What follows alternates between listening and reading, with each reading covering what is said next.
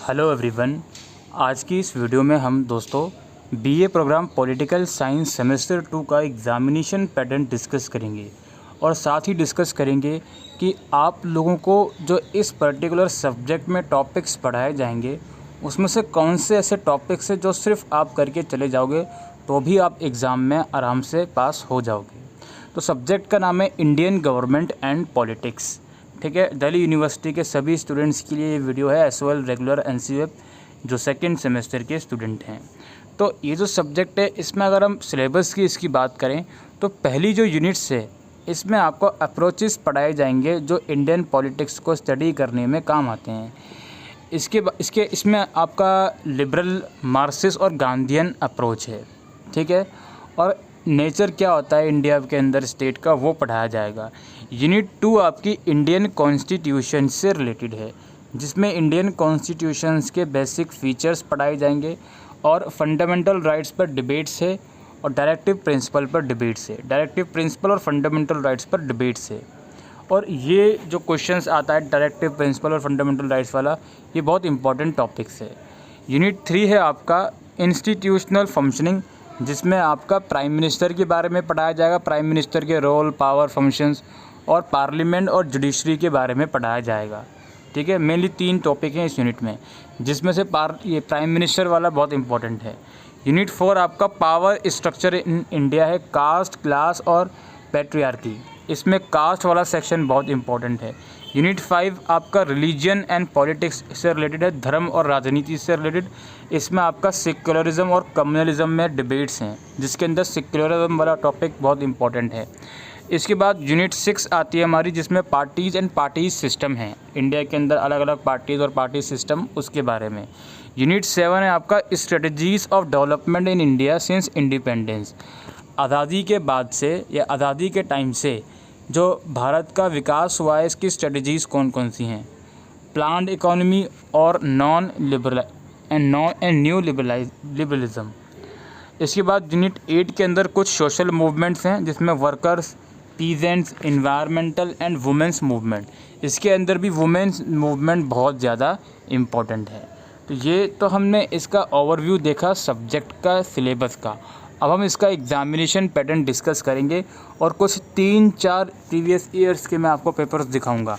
ठीक है, एक पेपर नहीं 3-4 ईयर्स के दिखाऊंगा, तो वीडियो थोड़ा लंबी हो सकती है बट आपसे रिक्वेस्ट है कि वीडियो बिना स्किप करे देखें।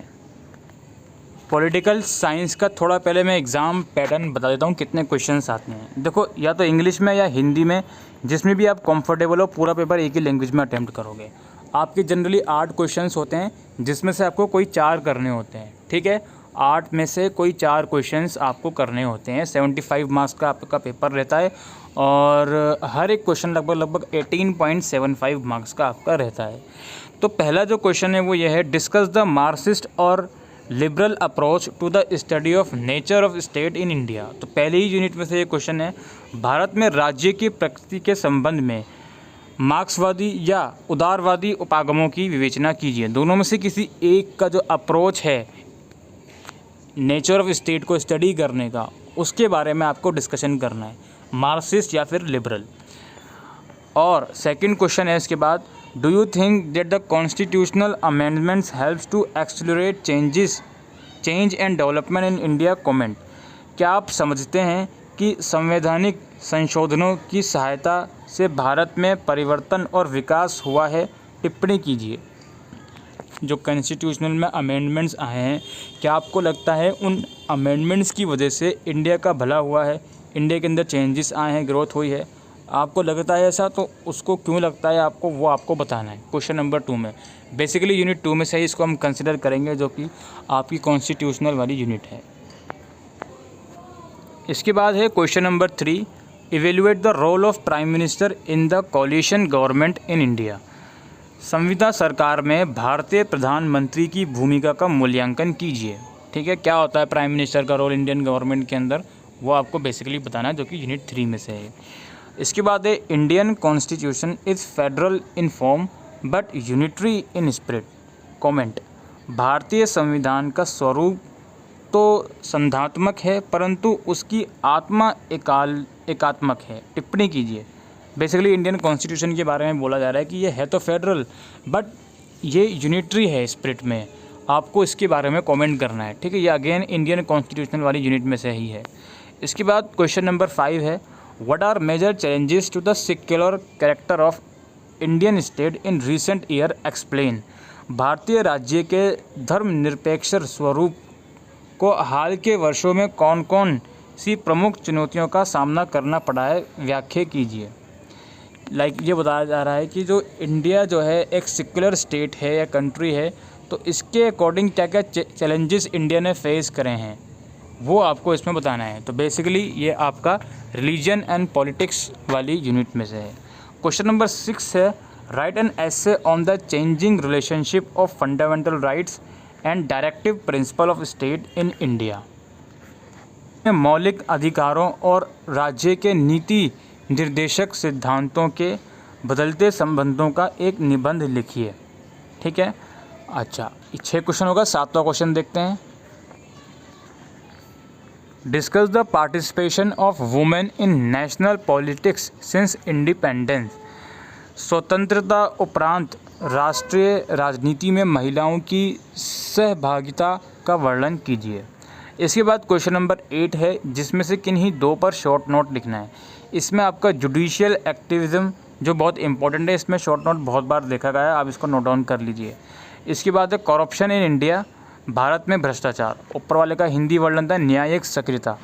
कुछ ये 3 पार्ट है, इलेक्शन कमीशन, चुनाव आयोग, और चौथा है आपका caste and class character of Indian state, भारतीय राज्य की जाति और वर्ग चरित्र। तो ये कुछ आपके पेपर्स मैंने डिस्कस करे। अब डिस्कस करते हैं दूसरा पेपर। ये हमारे पास एक और पेपर है दोस्तों, CBCS मोड का ही पेपर है। आपको पैटर्न वही रहेगा, 8 में से 4 क्वेश्चंस करने हैं। पहला क्वेश्चन है, discuss the Gandhian perspective of Indian state. Gandhian perspective of Indian state, भारतीय राज्य पर गांधीवादी दृष्टिकोण की विवेचना कीजिए। दूसरा क्वेश्चन है आपका, discuss the comparison between the fundamental right and directive principle of state policy. मौलिक अधिकारों तथा राज्य के नीति निर्देशक तत्वों के मध्य तुलनात्मक अध्ययन की विवेचना कीजिए। क्वेश्चन नंबर 1 फर्स्ट यूनिट में से आया। जो अप्रोचेस थे, 3 मेन अप्रोचेस हैं, लिबरल, मार्क्सिस्ट और गांधीयन। तीनों में से यार कोई सा भी आ सकता है, सिंपल सी कहानी है, ठीक है। अच्छा, दूसरा क्वेश्चन है आपका जो यूनिट 2 में से आपका कॉन्स्टिट्यूशनल में से, ये दूसरा क्वेश्चन उस यूनिट में से आया है। तीसरा क्वेश्चन है, analyse the power and role of the prime minister in Indian polity. भारतीय राज्य व्यवस्था में प्रधानमंत्री की शक्तियाँ तथा भूमिका का विश्लेषण कीजिए। तो प्राइम मिनिस्टर के जो रोल्स वगैरह होते हैं, ये तो बहुत इंपॉर्टेंट क्वेश्चन है, ये ज़रूर से आप करके जाइएगा, ठीक है।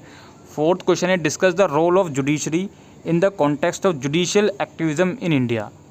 पिछले क्वेश्चन पेपर में हमने देखा जुडिशियल एक्टिविज्म का जो पोर्शन है वो 8 मार्क्स में आया था शॉर्ट नोट में, इसमें फुल मार्क्स में आ गया। न्यायिक सक्रियता के संदर्भ में न्यायपालिका की भूमिका की विवेचना कीजिए। 5 क्वेश्चन है, what is politicisation of caste, how has it affected the Indian politics. इसका हिंदी वर्णन ये है, एक सेकेंड। जाति राजनीतिकरण की विवेचना कीजिए, इसने भारतीय राजनीति को किस प्रकार प्रभावित किया। ये कास्ट वाले चैप्टर में से आया है। इसके बाद right an essay on debates on communalism in India. ये पॉलिटिक्स और रिलीजन वाली यूनिट में से आया है कि सांप्रदायिकता के ऊपर आपको एक ऐसे लिखना है इसके ऊपर। इसके बाद 7वां क्वेश्चन है, analyse the role of new economic policy in development strategy of India. भारतीय विकास की रणनीति में नई आर्थिक नीति की भूमिका का विश्लेषण कीजिए। और लास्ट क्वेश्चन है जिसमें किन्हीं 2 पर शॉर्ट नोट लिखने हैं आपको। इसमें आपका है सस्टेनेबल डेवलपमेंट, ठीक है, सतत विकास, वुमेन्स मूवमेंट, महिला आंदोलन और बेसिक स्ट्रक्चर डॉक्ट्रिन। ये आपका हो गया आधारभूत ढांचे का सिद्धांत। और आपका रोल ऑफ रीजनल पार्टीज़, जो आपका पार्टीज एंड पार्टी सिस्टम वाला है, ठीक है। नाउ एक और पेपर डिस्कस करते हैं हम, compare and contrast the Gandhian and Marxist approach to the study of Indian politics.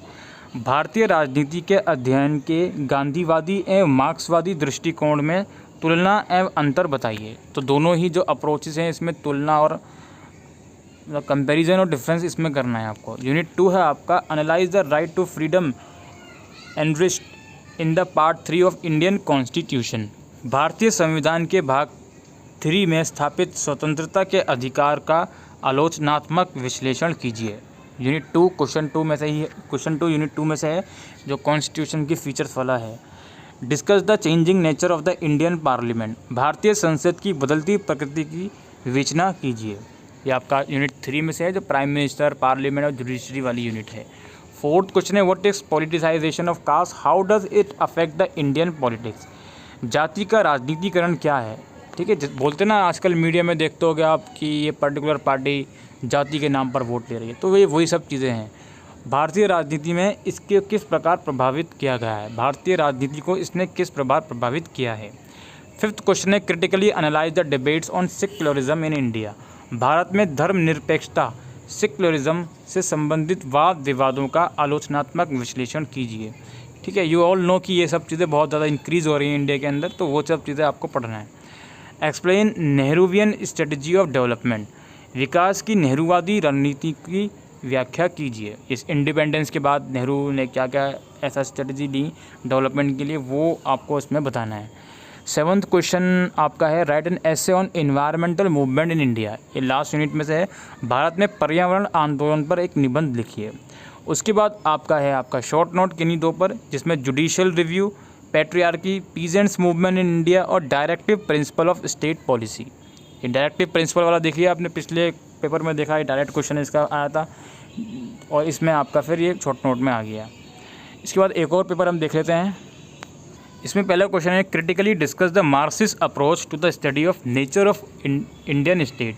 भारतीय राज्य की प्रकृति के अध्ययन में मार्क्सवादी उपागम की आलोचनात्मक व्याख्या कीजिए। इसके बाद है India is quasi federal state comment.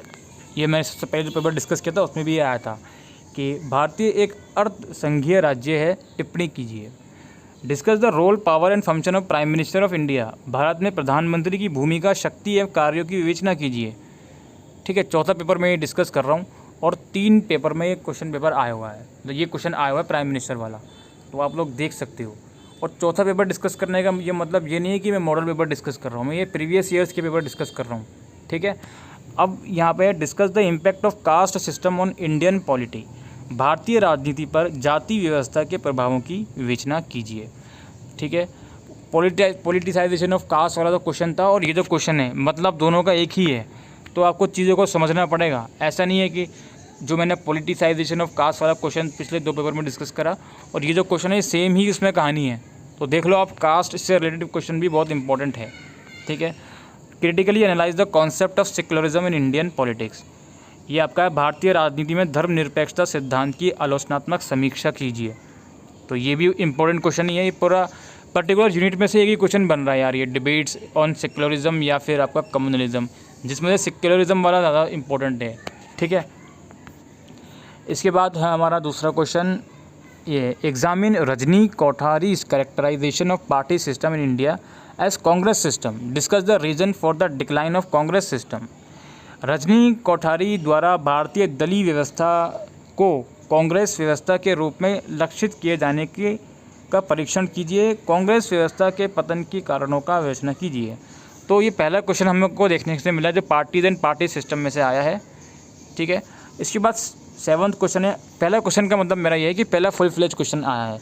इससे पहले हमने पिछले जितने भी क्वेश्चन पेपर देखे हैं उसके अंदर जो पार्टी एंड पार्टी सिस्टम वाली यूनिट है उसमें से शॉर्ट नोट ज़रूर आया है, लेकिन फुल फ्लेज क्वेश्चन नहीं आया था।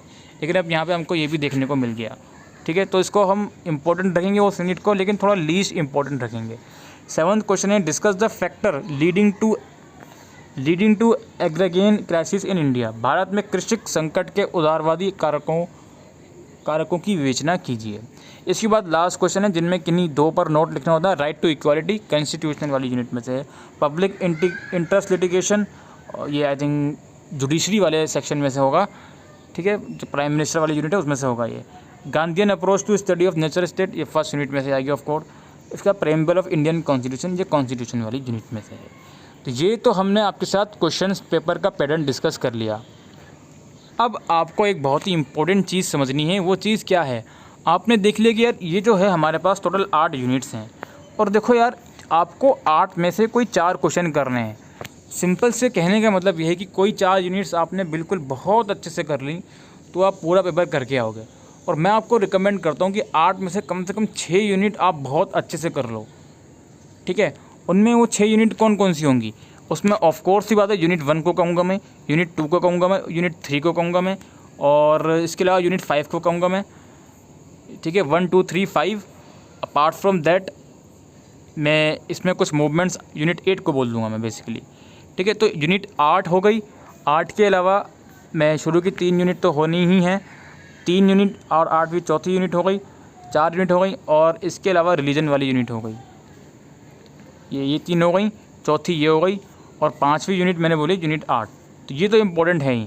इसके अलावा बात रही कि यार शॉर्ट नोट आ सकते हैं और दूसरी आ सकती हैं। शॉर्ट नोट की अगर मैं बात करूं तो अगर आप ये तीनों यूनिट कर ही रहे हो, मान लो ये तीनों यूनिट करो, तो 3 क्वेश्चन तो आप अपना आप करके ही आओगे पूरा सा। और थोड़ा बहुत शॉर्ट नोट आपका जुडिशरी वाले सेक्शन में से आ सकता है, ठीक है। और अपार्ट फ्रॉम दैट आपका कोई ये कॉन्स्टिट्यूशनल का कोई राइट आ गया, उसके ऊपर शॉर्ट नोट आ गया, तो ये इसमें से आ सकता है, ठीक है। तो इस तरह से आपको क्वेश्चन करने हैं। तो जो इम्पोर्टेंट यूनिट्स हैं वो मैं आपको 5 यूनिट्स बता रहा हूँ। शुरू की 3 यूनिट इम्पोर्टेंट है, इसके बाद यूनिट 5 यूनिट बहुत इंपॉर्टेंट है, और यूनिट 8 करके चले ना, ये भी बहुत इंपॉर्टेंट है, ठीक है। और इसके अंदर भी कुछ इंपॉर्टेंट सेक्शंस हैं, वो भी समझ लीजिए। आप यूनिट 5 करोगे तो इसके अंदर सेक्युलरिज्म वाला सेक्शन ज़रूर से करके जाना। हो सकता है कम्युनलिज्म वाला आ जाए, लेकिन सेक्युलरिज्म वाला ज़्यादा इंपॉर्टेंट मेरे अकॉर्डिंग मुझे लग रहा है। इसके अलावा यूनिट 4 भी इम्पोर्टेंट ही है, इसमें आपका पॉलिटिक्स ऑफ कास्ट क्वेश्चन आ सकता है। अब ऐसे तो हर यूनिट इंपॉर्टेंट है, बिकॉज हर यूनिट में से क्वेश्चन आ रहा है, लेकिन मैं वो आपको बताने की कोशिश कर रहा हूँ तरीका, जिस तरीके से आप पूरा पेपर एटलीस्ट करके आ जाओगे। बिकॉज 8 में से आपको 4 ही क्वेश्चन करने हैं, तो 5 या 6 यूनिट आप कर लोगे तो 4 क्वेश्चन आप ईजिली करके आ सकते हो, ठीक है। तो ये कुछ तरीके हैं। बाकी इंस्टीट्यूशनल फंक्शनिंग के अंदर प्राइम मिनिस्टर के रोल्स तो बहुत इंपॉर्टेंट हैं, और इसके अलावा इसमें आपका जुडिशरी से जुडिशियल एक्टिविज़म के ऊपर शॉर्ट नोट आ सकता है, वो सब चीज़ें हैं। और आपका सेकंड यूनिट है, इसके अंदर आपका फंडामेंटल राइट और डायरेक्टिव प्रिंसिपल का क्वेश्चन ज़रूर से आ सकता है। कॉन्स्टिट्यूशनल की बेसिक फीचर आ सकती हैं। यूनिट 1 में से आपके अप्रोचेज़ हैं, 3 अप्रोचेज़ हैं, तीनों को करके चले जाओ, कोई सा भी आ सकता है यार, ऐसा कोई खास इंपॉर्टेंट नहीं है कोई सा, तीनों में से कोई सा भी आ सकता है। मार्क्सिस्ट आ सकता है, गांधीयन भी आ सकता है, या लिबरल भी आ सकता है। रिलीजन एंड पॉलिटिक्स का मैंने आपको बता दिया। इसके अलावा मैं इन तीनों में से ये कहूँगा कि इस पर्टिकुलर यूनिट करके जाना, इसके अंदर कम से कम वुमेंस मूवमेंट आप ज़रूर से करके जाना, ठीक है। स्ट्रेटजीज़ करोगे तो क्या क्या स्ट्रेटजीज़ रही इंडिया की इंडिपेंडेंस के बाद से, वो करके चले जाना करोगे तो। बाकी इसके अंदर तो वही सब चीज़ें, पार्टीज एंड पार्टी सिस्टम, इस यूनिट को चाहो तो छोड़ भी सकते हो, इतनी इंपॉर्टेंट नहीं है, ठीक है। 2 यूनिट आपको मैं छोड़ने को कह सकता हूँ, यूनिट 6 या यूनिट 7, ये दोनों यूनिट छोड़ दोगे। उसके अलावा पूरा पेपर पूरे यूनिट्स कर लोगे तो आप पूरा पेपर ईजिली आराम से अटैम्प्ट करके आ सकते हो, ठीक है। तो आई होप दोस्तों आपको आज वाली वीडियो यूज़फुल लगी हो, तो वीडियो को शेयर करिएगा। Thank you.